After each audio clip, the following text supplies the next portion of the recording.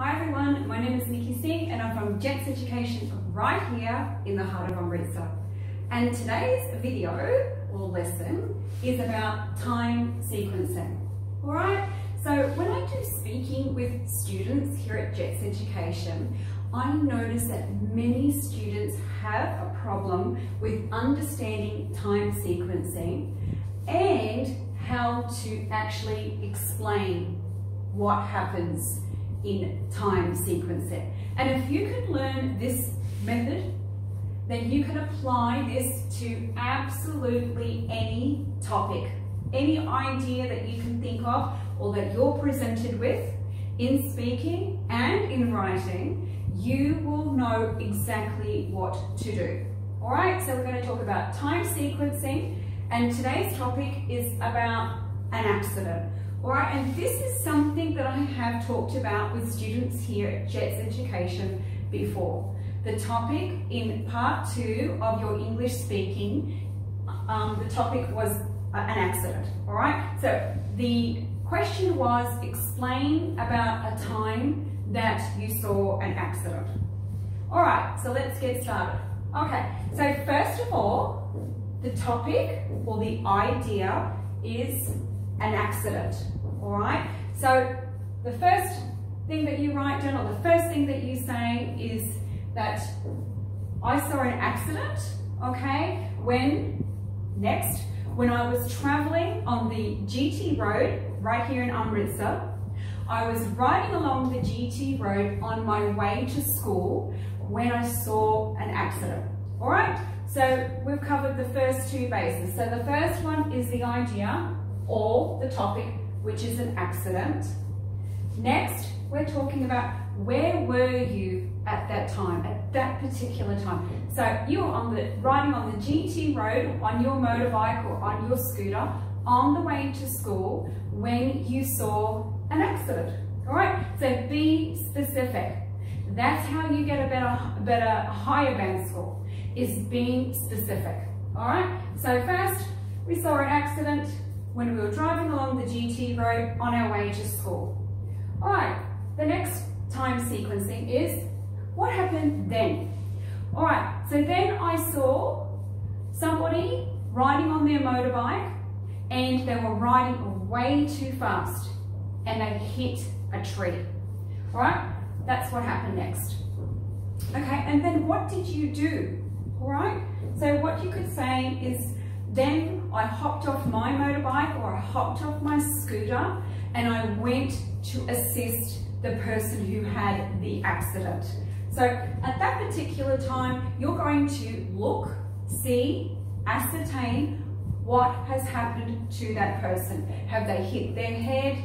Do they have a concussion? Are they bleeding from the head? Perhaps they've broken an arm or a leg. Are they conscious, unconscious? That's what we're going to ascertain then in this section here. All right, so then what did you also do during this period of time? Did you perhaps take off your jumper or cardigan and lay over the top of them? Maybe it's the winter time and it's really cold, to keep them warm so they don't go into shock. Perhaps you popped a piece of clothing under their head to keep their head comfortable and get it up off the floor, off the ground. You may have even perhaps put a bandage around the area that they were bleeding from. So that's what happened then. Okay, so you would stabilize them as quick as possible and ascertain what has happened to them. Then the next part of the time sequencing is after that. So after that, all right, as soon as you got them settled, you perhaps called the ambulance and the police. All right, and if that patient or if that person who's been injured has a mobile phone, perhaps you could try and look for their mobile phone or some identification.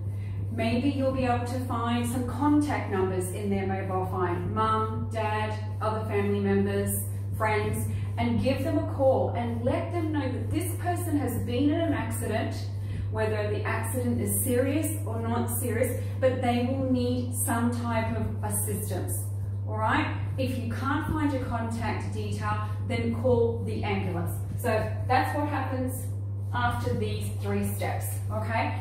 You call the ambulance, you call the police, okay? And particularly in a country such as Australia, you're going to stay with that person right up until the authorities arrive, right up until the ambulance come and the police come, because they may want to take your name and number for evidence for the future, all right? Perhaps someone else was involved in the accident and that person was to blame or not to blame. So the best thing to do is not to leave the scene of the accident, all right, until the authorities arrive. If you don't have any choice, particularly here in India, you have to leave, perhaps you have to get to work, make sure that that person is left with somebody else who can care for them, and leave your name and number with that other person to give to the authorities when they arrive. So that's what happened after that. So far, let's go back a little bit. Our time sequencing is about an accident, okay? So that's our idea, that's the first step, okay? Whether you're doing English speaking or you're doing writing, this is the sequencing that we're going to follow. Next, you were riding along the GT road right here in Amritsar, and you were on your scooter and you were on your way to school and you noticed an accident, okay? What happened?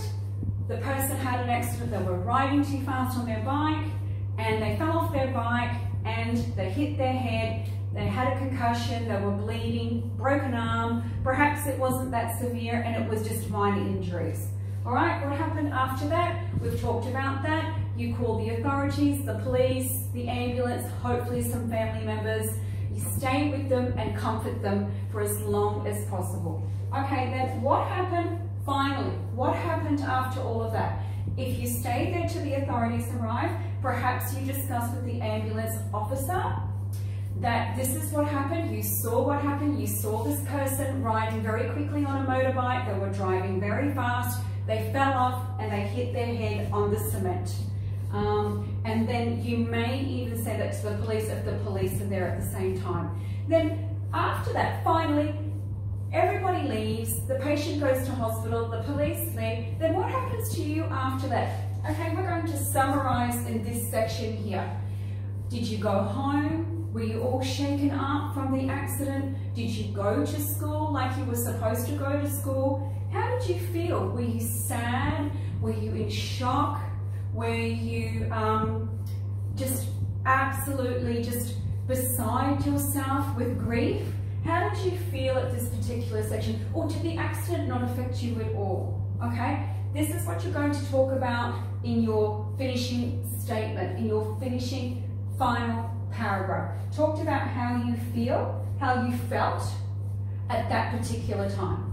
All right, so that's pretty much it. It's actually pretty simple when you break it down. So first you have an idea. It could be anything, absolutely anything. It could be the first time that you found out that you were approved to go to a country such as Australia or Canada as a student. That's the idea. First of all, you found out that you were approved to travel overseas as a student. Then what happened next? Next, perhaps you told your family, your friends, you had a party. That's what happened next. Then after that, what did you do after that? Perhaps you needed to gather some things together, such as things like financials, you needed to show your education levels, you needed to provide your IELTS exam results, things like that. Then what happened after that? Then perhaps you booked a flight to go overseas, you started packing your bag to go overseas, you started to accumulate the things that you may need, or perhaps you needed to book somewhere that you needed to stay.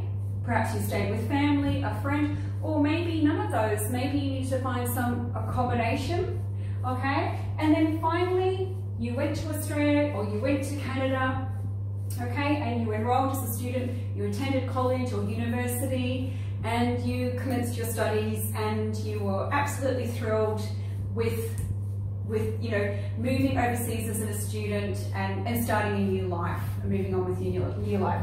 So once again, you can talk about any idea, any topic, all right? So we've talked about an accident, we've talked about being approved as a student to study overseas. So you can apply this time sequencing to absolutely any idea.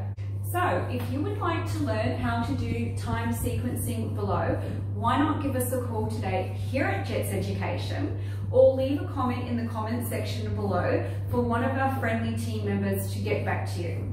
All right? All of our teachers here are trained in how to teach you how to do time sequencing, and also myself, being a native English speaker, can explain to you how to use this in your English speaking module as well as your writing module. All right, well that's it for this video. We hope to hear from you soon. Take care until the next time. Bye for now.